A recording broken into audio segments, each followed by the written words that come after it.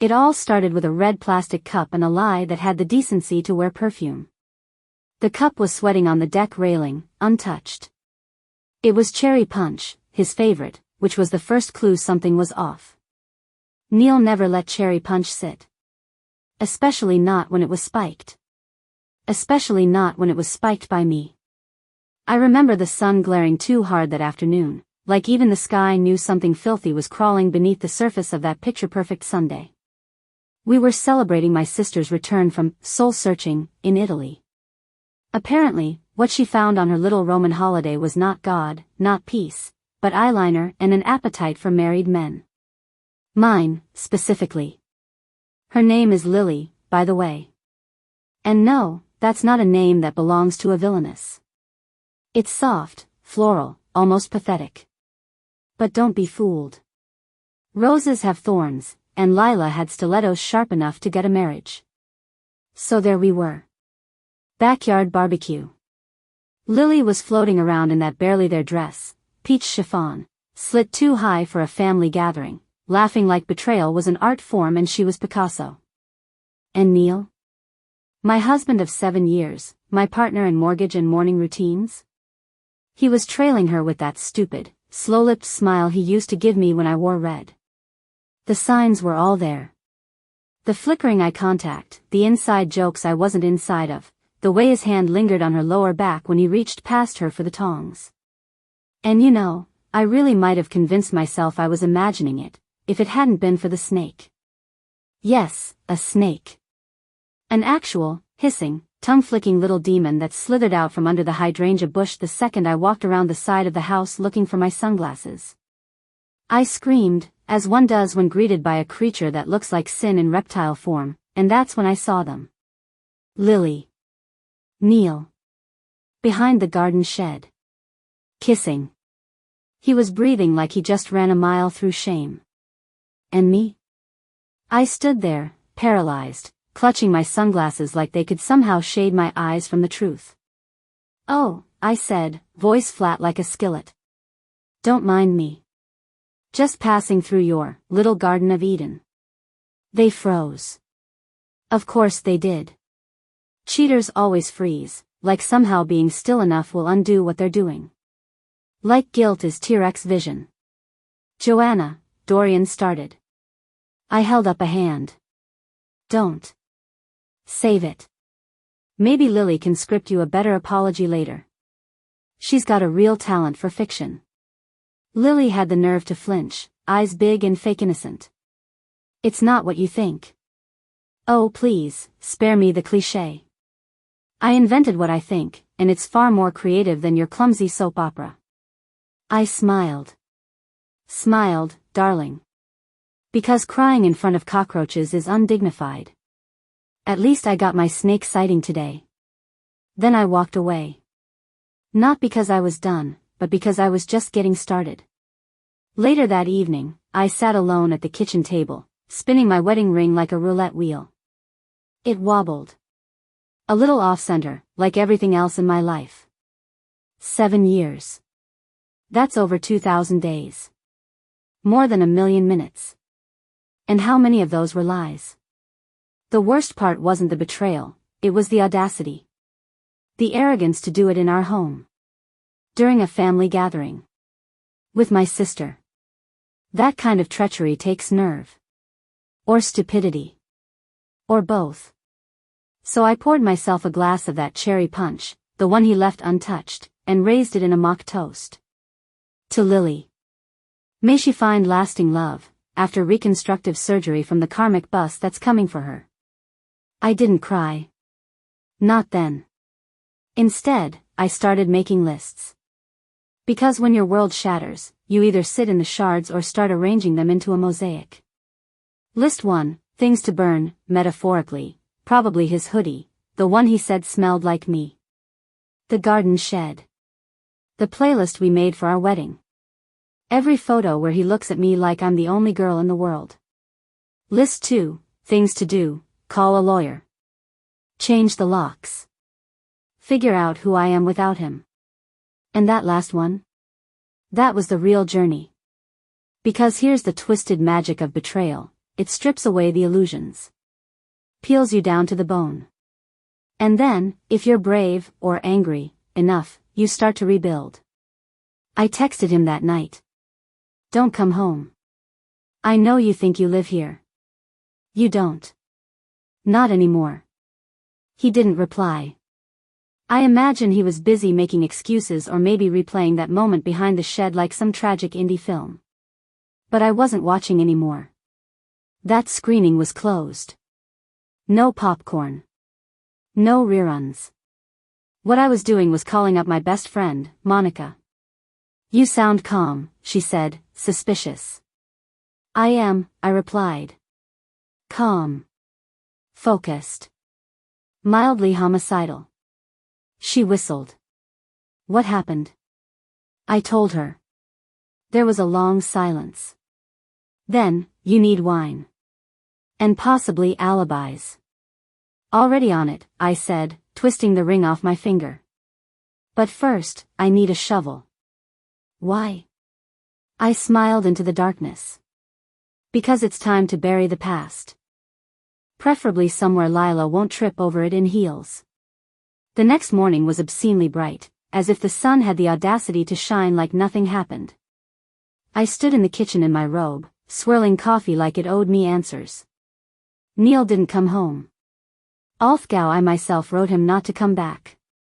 Nevertheless I'd half expected him to crawl back in during the night like shame on legs, muttering something about mistakes and moments of weakness. Fine. Let silence be his lullaby. I had plans. Monica showed up at 9 a.m. sharp, bless her scandal-hungry soul. She came armed with overpriced oat milk lattes, a stack of trashy gossips, and that look in her eye, equal parts murder and makeover. I brought caffeine and chaos, she said, breezing in like a hurricane in vintage boots.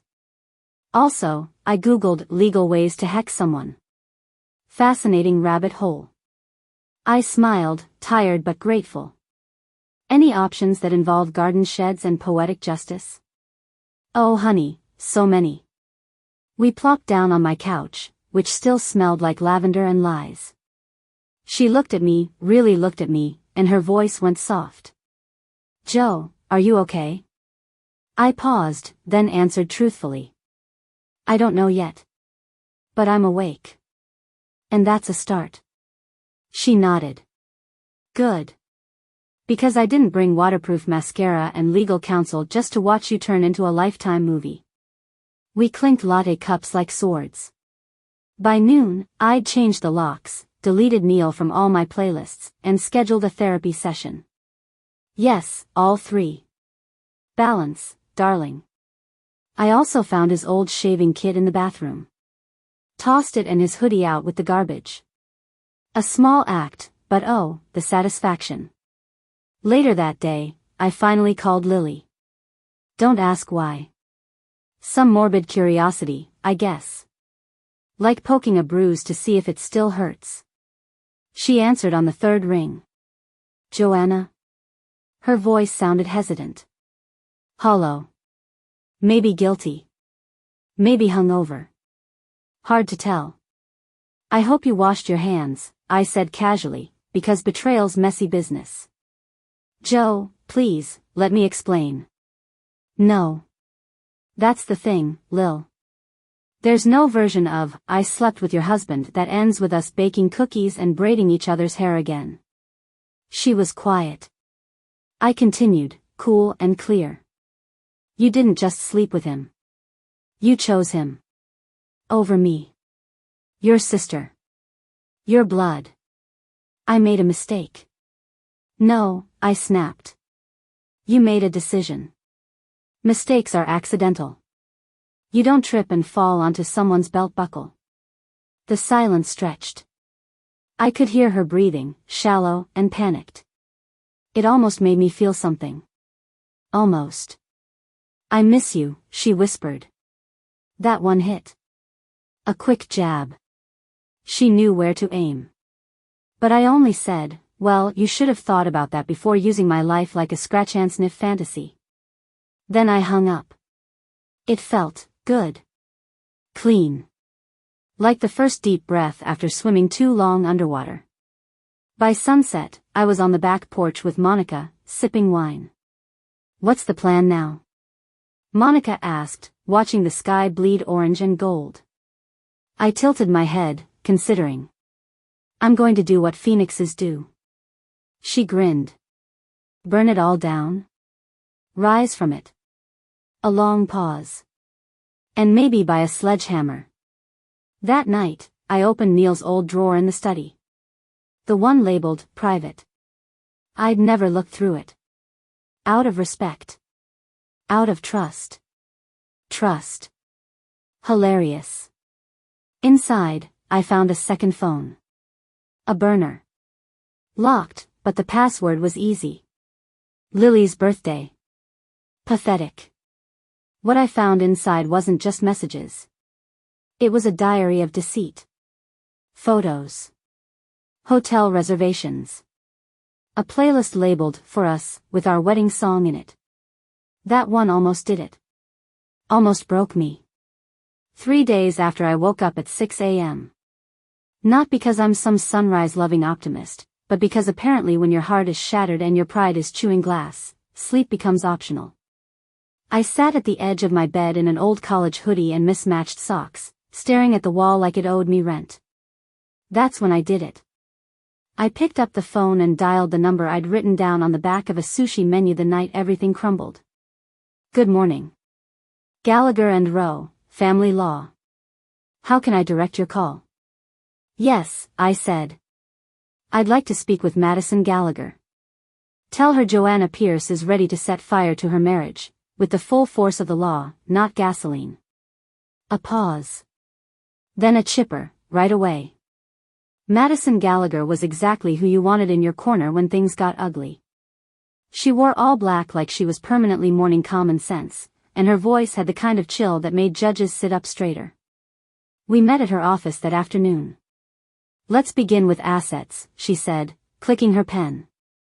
"Any shared property?" "Just the house, the car, and a deeply cursed IKEA bookshelf we assembled during the honeymoon phase. The bookshelf stays with him." Madison didn't flinch. "Adultery?" "With my sister." She blinked. "Ah. I brought photos. And texts." And I slid the phone across the table, his burner. She scrolled. Then she smirked. "We're not just playing defense." "No," I said, voice calm. "We're going for the jugular. But here's where it gets fun. I didn't just want revenge. I wanted performance art. The kind that left them exposed, twitching, and slightly afraid of subtle background music. I posted a photo on Instagram. Me, smiling serenely in a white blouse, sipping hot chocolate at a rooftop cafe. Caption: "Betrayal is just another word for freedom in heels." Neil liked the post. I nearly spat out my drink. The man had the subtlety of a marching band at a funeral. Lily, of course, remained radio silent. Probably too busy breaking into my old perfume stash and pretending it's hers. I invited them both. Yes, them. Neil and Lily. To my home. To dinner.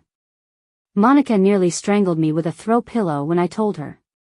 Why would you voluntarily be in the same room as them? What is this, a spiritual sacrifice? Think of it more as a Trojan horse situation, I said. Except the horse is me.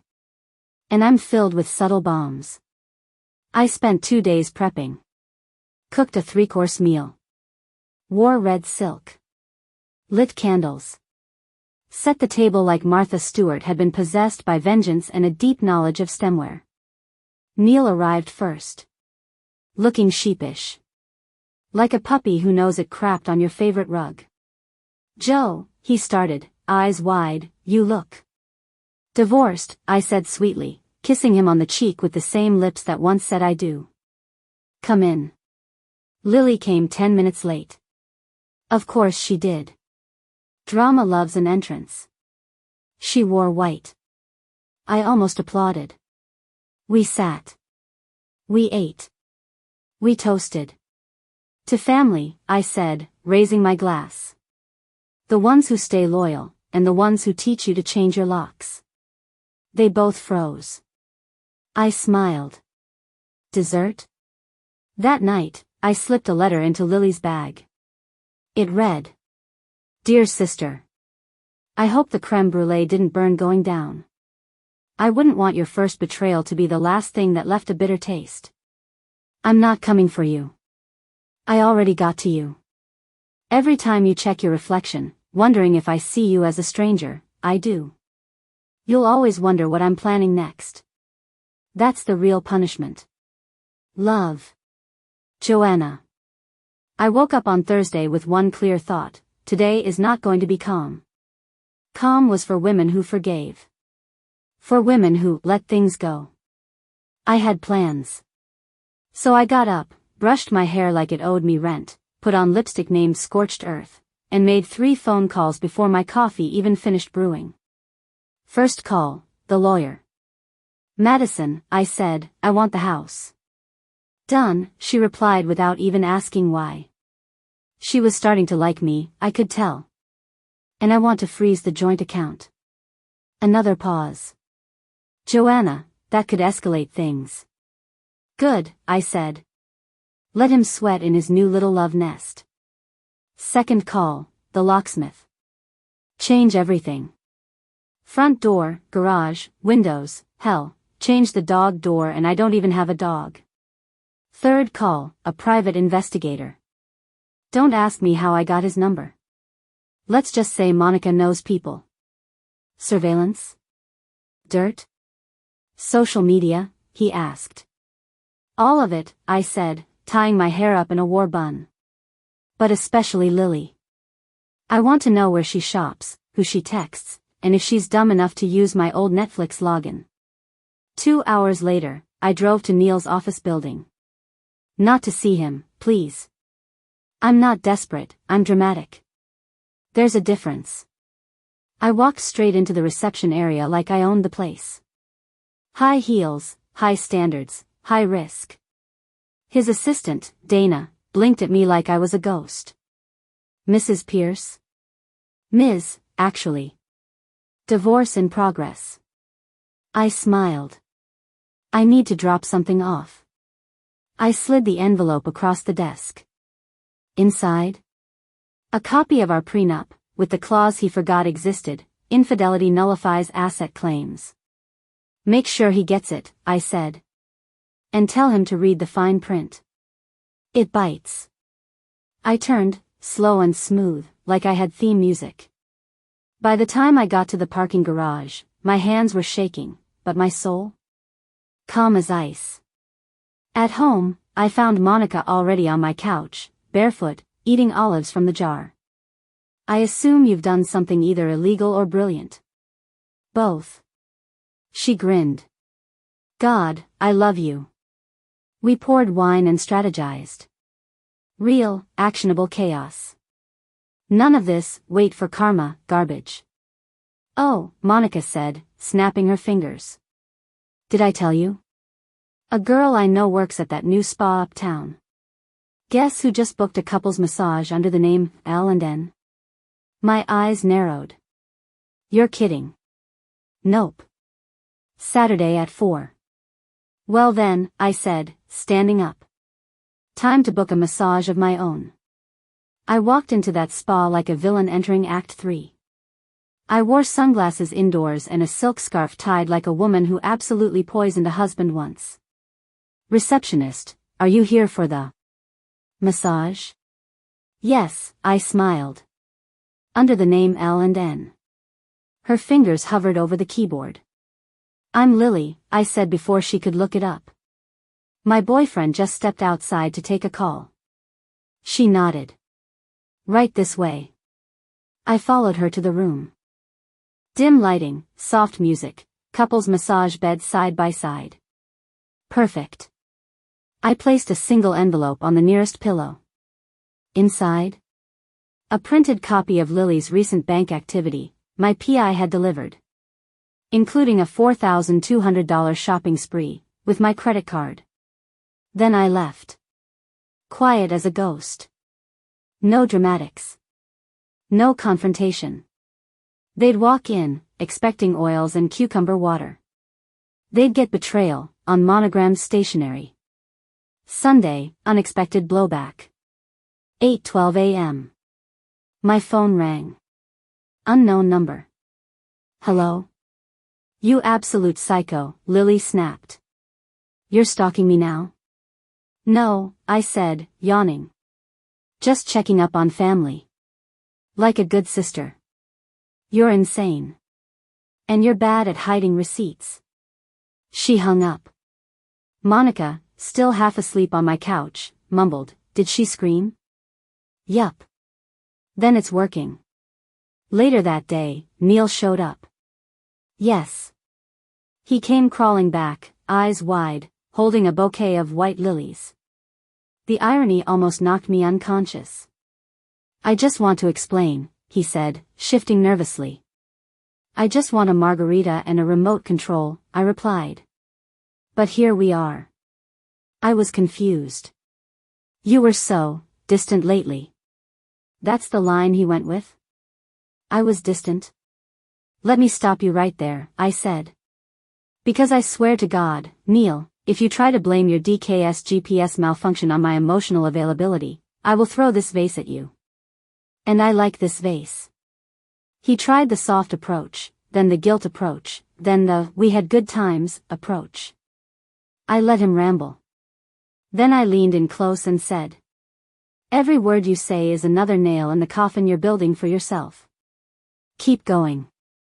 He left. Without the lilies. I fed them to the garbage disposal.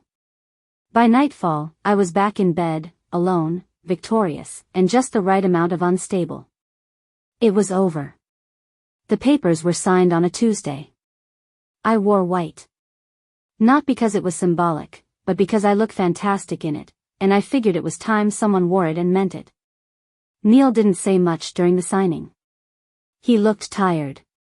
Not just physically, but the kind of tired that clings to you when all your choices finally catch up and sit on your chest like bad debt. He didn't contest the divorce. Couldn't, really. That prenup I forgot even existed turned out to be the golden ticket. Infidelity clause. I got the house. The car. And 80% of the joint assets. Madison told me she'd never seen a cleaner break in her career. Usually there's a lot of screaming, she said, sliding the papers into a folder. You came in like a tornado, but signed like a queen. Queens don't scream, I replied, signing the final page. They delegate. Lily?